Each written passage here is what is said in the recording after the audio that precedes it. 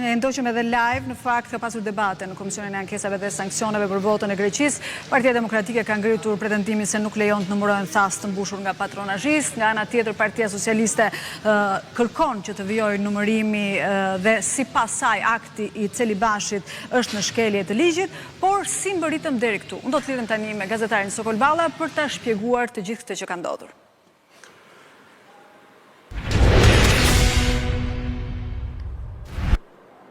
Sokol, lidhja për ty. Po, Juli, përshëndetje. Atere, ky është një debat i cili në duke shumë veta mund tonë, po për çfarë është debati? Sepse fund fare, rezultati zgjedhjeve ka dalë. Pra, për momentin, kemi një rezultat 82 me 52 në favor të Partisë Socialistëve dhe deri tani kemi një mandat të Shqipëria bëhet, 3 mandatet Partisë Socialdemokrate dhe nga një mandat për mundësinë dhe bashkë. Dhe dikush mund të thotë atëre, çfarë problemi ka se rezultati ka dalë? Po, rezultati ka dalë, por nuk është i plot. Pse nuk është i plot? Shikojmë, futemi tek Lezhë. Në Lezhë, rezultati është në favor të Partisë Demokratike, ajo për momentin ruan të një rezultat të 4 vite më parë, 4 mandate dhe, ose më saktë tani është aleancë madhështore, por gjithsesi atëre dhe sot ka 4 mandate. Partia Socialiste ka 3. Por çfarë ndodhi gjatë numërimit të votave për një pjesë të madhe të kohës, Partia Socialiste kishte 4 mandate. Rezultati ndryshoi vetëm mbrëm vonë në darkë. Rezultati tashmë kur numërimi ka mbaruar, pavarësisht se KQZ-ja nuk e kanë nxjerrë kutina e fundit, rezultati është 30, pse po lexoj votat? Sepse këtu është gjithë thelbi gjithçkaje. Madhështorët kanë 30.619 vota. Socialistët kanë 29.067 vota. Pra është një diferencë diku, mos gaboj, tek 1.500, 1.600 votat. Rezultati ndryshon, mund të ndryshoj. Pse? Sepse në qarkun e Lezhës, diaspora ka dërguar 11.000 vota. Në 11.000 vota, në të cilat po numërohen ndërkohë në parkun olimpik, Partia Socialiste ka rikuperuar diku midis 300 dhe 350 votave. Kjo është situata në Lezhë. Pra, këtu dhe temi diaspora po ngushton një rezultat i cili është tashmë edhe ishte ngushtë përpara. Dhe në 11.000 votat Lezhës, Partia Socialiste për momentin ka avantazh. A mund të japi kjo apo jo ndryshim rezultati? Ngushtimi i diferencës në numra sigurisht tek socialistët shton shpresën, tek madhështorët shton anktin se ndoshta aty mund të humbin dhe një mandat tjetër. Pra pikpyetja Juli është, ndërkohë madhështorët janë 20 mandate poshtë. Pse ata kanë ankt sërish për këtë gjë? Po do t'ja shpjegoj, në fakt, për këtë pak më vonë, po t'i marrim gjitha me radhë. Marrim sharkun e Dibrës. Në Dibër, socialistët gjithashtu kanë fituar me një diferencë me mbi 10.700 vota, nëse unë zgaboj. Por 10.700 votat për momentin nuk i prodhoi mandat. Pse nuk i prodhoi mandat? Pasi sharku i Dibrës ka pak mandate dhe sigurisht marzhi i marrjes së mandatit këtu është shumë i lartë. Megjithëse janë 10.000 vota, më shumë nuk arrin dot të prodhojnë mandate. Pra, por, si e shikoni dhe nga shifrat, janë shumë afër një mandatit 4. Pse? Kanë marrë 3 mandate. Mjaftot pjesëtoni 32.816 me 3 dhe e kuptoni që një mandat në Dibër del diku me 11.500 vota. Sa është diferenca aktuale mes tyre? Është 10.700 vota. Pra duhen edhe 1.000 vota tjera që socialistët të marrin, midis 800 dhe 1.000 votave tjera që socialistët marrin dhe mandatin e 4. Dhe nëse është mandatin e 4, shkon me mandatin e 4, madhështorë zbresë dhe një mandat. Prap shtrohet pyetja, pra edhe këtu rezultati nuk do ndryshonte në tel politikisht. Prap socialistët do kishin fitore. Atëherë pse ngrenin alarmin madhështorët? Doja shpjegoj pak më vonë, sepse duhet shkojmë tek analiza e qarkut të Vlorës. Edhe në Vlorë rezultati është super i qartë, 8-4, socialistët kanë fituar, madhështorët nuk janë sërish madhështorë edhe kësaj radhe. Por shikoni diferencën e votave. Janë 30.300 vota. Janë 30.300 vota plus për socialistët. Dhe janë 30.300 vota cilat normalisht duhet prodhojnë një mandat tjetër. Pse nuk e prodhojnë mandatin? Për shkak se niveli për marrjen e mandatit nuk e arrin. Pra duhen votat e tjera. Çfarë ndodh? Socialistët thonë brenda tek votat e diasporës, mund ketë vota për ne edhe në qarkun e Vlorës. Po prap, shtrohet e njëjta pyetje Juli, pse madhështorët kanë sërish ankth për një rezultat i cili tashmë është i qartë, 8-4. S'ka mbaruar akoma. Dal tek qarku i Fierit. Në qarkun e Fierit, sigurisht Zoti Bardhi ka arsye pse shqetësohet në rast se Partia Socialiste arrin mandatin e 13, pasi përveç të tjerave do t'i duhet që në parlamentin e ardhshëm të replikojë me Zeshinen. Po ky është problemi i Bardhit. Çështja është pse Partia Demokratike nuk kërkon të numërohen votat e Greqisë, të cilat janë të regjistruar shumicën në Fier dhe në Tiranë. Ku rezultati edhe në Fier, edhe në Tiranë është thellësisht humbus për ta. Pra 12-4, dhe ndërkohë po të shkojmë në Tiranë, sigurisht të këtu socialistët kanë arritur atë që donin, mandatin e 19. Po shikoni dhe këtu diferencën. Shikoni sa e lartë diferenca midis Partisë Socialiste dhe madhështorëve. Pra është një diferencë pothuajse 49.000 vota. Një diferencë shumë e lartë, por që i ka siguruar mandatin e 19 dhe tani socialistët me qetësi dhe këmbkujt tonë ne mund të marrim dhe mandatin e 20. Pse mund ndodhi kjo? Nëse ju kujtohet gjatë numërimit, fazës parë të numërimit, madhështorët nuk kishin 14 mandate, po patën 13. Pse? Sepse Agron Shehaj ju afrua mandate dytë. E mbajte për pak kohë dhe u detyrua ta lëshojë. Po ndërkohë, nëse shohim hartën e votave që kanë ardhur nga diaspora dhe që po numërohen pa votat e Greqisë, po ta shikojmë, ndoshta regjia ne nxjerr në ekran, Agron Shehaj, Agron Shehaj 1 dhe Adriatik Lapaj 2 janë dy partitë që kanë marrë më shumë vota nga diaspora. Dhe çfarë ndodh? Ndodh që qoftë nisma, Shqipëria bëhet, apo mundësia, mund kenë themi mundësi që të marrë një mandat. Shehaj ka mundësit më të mëdhaja, Shqipëria bëhet mundësi më të vogla. Por çfarë ndodh? Shtimi i votave të emigrantëve mund të ndryshojë përqindjet, dhe përqindjet vendosin në fund fare se kush e merr dhe kush e lë një mandat. Pra në momentin që rritet nisma dhe rritet mundësia, mund bie përqindja e Partisë Demokratike. Partia Socialiste nuk e ul të përqindje. Pse? Sepse siç po e tregonte numërimi i votave, socialistët po marrin dhe shumicën e votave nga diaspora. Çka do të thotë që çdo votë që vjen nga diaspora i shkon më shumë në favor socialistëve dhe më pak demokratëve. Dhe demokratët rrezikojnë një mandat në Lezhë, që e rrezikojnë shumë, se po e shikojmë nga shifrat të cilat janë duke u numëruar, rrezikojnë shumë në Fier, pra mos më saktë Bardhi rrezikon një poshtrim në Fier, rrezikojnë në Vlorë, dhe ndërkohë edhe në Tiranë dhe në Dibër, socialistët tonë që këto vota kanë mundësi që t'u japin atyre një mandat shtesë. Dhe ndoshta dikush mund të thotë, okay, ndoshta demokratët kanë hallin se shifrat e mandateve në total mund të shkojnë për Partinë Socialiste 84 dhe plus, që do t'i jepte Edi Ramës një shumicë të cilësuar.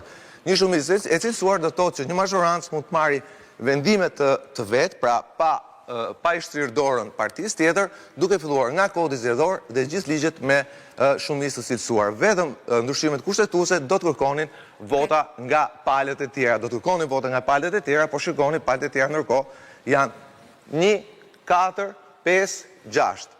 Dhe nëse Partia Socialiste do arrinte një shumicë me mbi 84 vota, dhe nëse do ngrihet nevoja e një reforme kushtetuese në parlament, ndryshimet mund të vinin edhe me votat, edhe në konsultime me partitë e tjera, duke e përjashtuar Partinë Demokratike, ose më saktë duke hequr asaj de facto rolin e numrit 2 në skenën politike të vendit. Tani dalim tek votat e Greqisë. Votat e Greqisë sigurisht janë votat të rëndësishme, janë 54.000 vota. Dhe ato në mënyrë automatike do të shtonin në rrezikun që Partia Demokratike dhe madhështorët e saj të humbnin mandatet të tjera dhe Partia Socialiste të shkonte mbi 85 mandate. Po këtu, Juli, në këtë moment, çështja bëhet totalisht politike. Folëm deri tani në fakt për ankthin e demokratëve, por le të ndalemi pak tek ankthi i Celibashit, sepse dhe gjatë këtyre ditëve të maratonës zgjedhore, ti e ke vënë theksin tek vendimi KQZ-s dhe i Celibashit pra për bllokimin e numërimit të votave të diasporës që vijnë nga Greqia. Rim pak këtu, përse ky vendimi KQZ-s? Po, vendimi i Celibashit, atëherë vendimi i Celibashit, zoti Celibashi doli dhe tha që dhe shpjegoi, por në një konferencë për shtyp të cilën edhe ne nuk e transmetuam sepse u duk jo me një rësit veçantë, kundër të tjera i përmendi faktin, si në përreshta, se ka rënë dakord me të dyja palët, që vota dhe numërimi elektronik për Vorën dhe për njësinë 10 në Tiranë nuk do të jepe ashtu siç ishte parashikuar dhe siç e thotë edhe ligji. Ligji thotë, nëse i referohesh kodit zgjedhor, ligji thotë që në momentin që rezultati del nga numërimi elektronik, ai transmetohet brenda një ore nga KQZ-ja.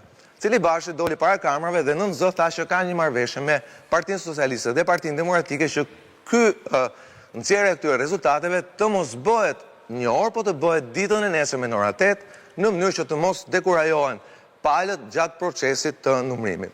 Çfarë ndodhi? Ndodhi që Partia Socialiste doli dhe reagoi, besoj ju e mbani mend që transmetimit këtu në maratonën tonë elektorale Shqipëria vendos, doli dhe reagoi dhe tha ne nuk kemi marrëveshje me Cili Bashën.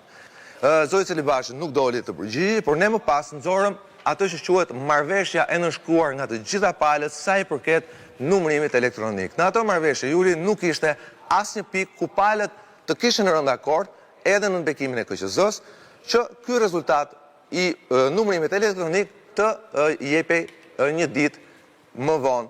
Tani çfarë ndodh? Përveç kësaj, zoti Cili Bashi mori dhe një vendim tjetër sa i përket votave të Greqisë. Partia Demokratike filloi kontestimin e kishte filluar dhe para zgjedhjeve me disa reagime të zonjës Topalli, për sa i përket dyshimeve që ata kishin se vota e ardhur nga Greqia ishte e manipuluar, ishte e patronazhuar edhe në bashkëpunim me DHL-n. DHL, e kujtoj, është posta e më e rëndësishme ekspres në botë, pjesë e Deutsche Post dhe Deutsche Bank, pra është një kompani me reputacion botror, jo ndërkombëtar, po botror. Mendoni ka flotën e vet ajrore me cilën ajo shpërndan postën. Kjo për treguar se sa e fortë është kjo firmë. Sigurisht kjo firmë ka bashkëpunime në Shqipëri, ka zyret e veta, ka filalet e veta, ka dhe ata që quhen themi bashkëpunëtor sekondar, si Spedex, e cila gjithashtu është një firmë tjetër me reputacion. Por çfarë ndodhi me votat e Greqisë? Pam zoti Noga, numri 2 të Partisë Demokratike, i cili u lëshua në Parkun Olimpik të dielën në mbrëmje dhe kërcënoi dhe komisionerët e tij dhe i tha ju nuk do të numëroni asnjë vot nga zarfet që vijnë nga Greqia. Partia Demokratike më pas u ankuar zyrtarisht dhe Cili Bashi mori vendimin e dytë.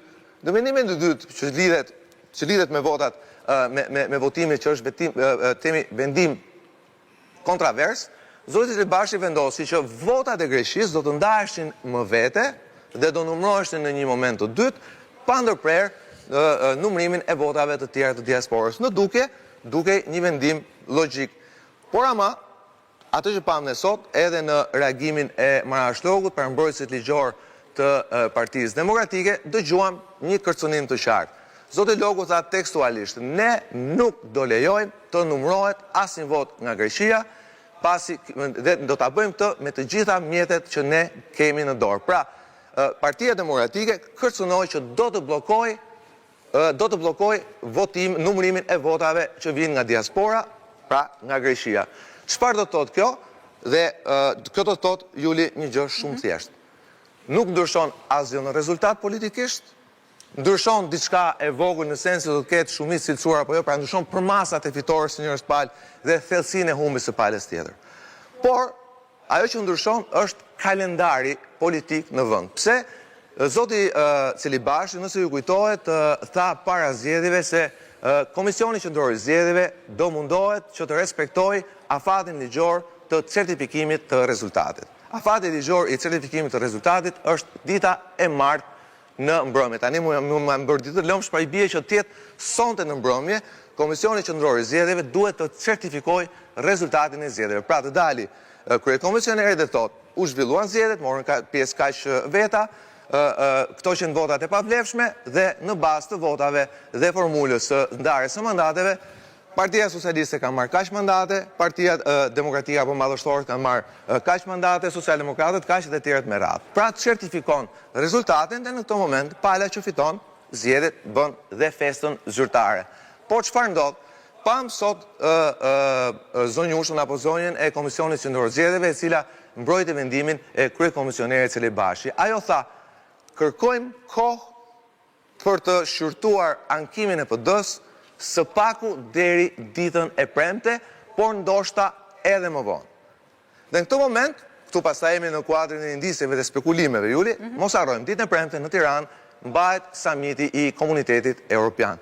është summit, themi, me përmasa shumë të mëdha ndërkombëtar, po padyshim shumë rëndësishëm për Shqipërinë në procesin e integrimit të saj. Pra çfarë po kërkon Komisioni Qendror i Zgjedhjeve? Çfarë po kërkon Celibashi? Po kërkon që ne të shkojmë, pra Shqipëria të shkojë zyrtarisht në këtë summit, si pritje e summitit, pa një fitues në zgjedhjet e vitit 2025. Pra, po kërkon që një farë mënyrë ndoshta e bën niset nga qëllimi i mirë që të ngushëllojë Partinë Demokratike, por në fund fare kryekomisioneri i zgjedhjeve nuk është një funksionar politik. Ai është një funksionar zyrtar, ai është temi kryeministri i procesit zgjedhor dhe detyra e tij është që të shpallë rezultatin në momentin që ai e ka atë të certifikuar. Zoti Celibashi me këtë vendim të cilin e mbrojti sot dhe përmes këshilltarëve të veta e tha dhe publikisht, kërkon ta shtyjë këtë proces pas summitit europian të ditës së premte. E tha me zë dhe me figurë. Dhe kjo, realisht, Juli, nuk kompromenton rezultatin e zgjedhjeve, nuk ndryshon asgjë në temin në rrjedhën normale të situatës, rezultati edhe mund të certifikohet edhe më vonë, por kjo tregon që Celibashi me këtë vendim futet në lojën politike në vend. Sigurisht, ky është një moment temi reflektimi për zonin Celibashi, i cili është pa diskutim eksperti më i mirë sa i përket çështjeve elektorale në vend. Vendimet e tija kanë qenë gjithmonë temi të kontestueshme pasi kryesisht nga njëra pala që humbet zgjedhjet dhe këtë e ka kontestuar kryesisht zoti Berisha gjatë 2 dekadave e gjysmë fundit, po kësaj radhe është hera parë që temi mënyra se si funksionoi kryekomisioneri në këto zgjedhje kontestohet nga pala që fiton zgjedhjet. Dhe në momentin që kontestohet nga pala që i fiton zgjedhjet dhe rezultati është i dukshëm, kjo tregon që diçka nuk ka shkuar në punën e Celibashit. Dhe nëse duam ta shtyjmë më tej, Juli, në 2-3 ditë e fundit në kampin e opozitës ka pasur zëra që ata të mos njohin rezultatin e zgjedhjeve dhe të kërkojnë anulimin e tyre. Apo i jep Celibashi gjithashtu Partisë Demokratike një arsye madhështore për të kërkuar anullimin e zgjedhjeve. Këto duhet të përgjigjet zoti Celibashi vetë. E rëndësishme është që tashmë kemi një përplasje institucionale midis partive kryesore politike në vend dhe kryekomisioneri i zgjedhjeve, i cili u zgjodh atje me konsensus, u zgjodh me dakordsi nga 2 palët, po kësaj radhe duket qartë që ka mbajtur anën e njërës palë. Ka mbajtur ndoshta për arsye humanitare, për arsye themi njerëzore apo për arsye politike. Kjo nuk na takon ta themi, ne jemi gazetar, paraqesim faktet, paraqesim shifrat, paraqesim kalendarin politik ngjarjeve dhe sigurisht vendimi i Celibashit nuk është një vendim teknik, nuk është një vendim arsyetuar nga pikpamja procedurale, pasi siç edhe ju e lexuat pak më parë, DL-ja sapo ka publikuar përgjigjen e saj për Celibashin dhe për Partinë Demokratike. Ankesa e Partisë Demokratike ka qenë: ne duam të dimë nëse zarfet që kanë çuar kanë marrë firmë nga personi të cilit ai është drejtuar, pra zarfi me votën. Dhe DL-ja në përgjigjen që ju sapo thatë thotë, për çdo zarf, për çdo dërgesë, ne kemi kundër firmën. Dhe pyetja ime e fundit është, pse në argumentimin që bën këshilltarët e zotit Celibashi nuk e paraqiten këtë fakt? Pse ky fakt del nga burime mediatike, pra del nga ne, s'pare, nuk e di nëse e kanë nxjerrë tjerët, pse nuk e nxori te KQZ-ja, pse nuk e dha këto Partisë Demokratike, pse nuk e paraqiti në mbledhjen e Kasit? Këto janë gjitha, nuk janë më pyetje, Juli. Këto janë pyetje retorike, por për më tepër janë pikpyetje mbi veprimtarinë kësaj radhe të zotit Celibashi dhe mënyrën se si ai e drejtoi procesin zgjedhor.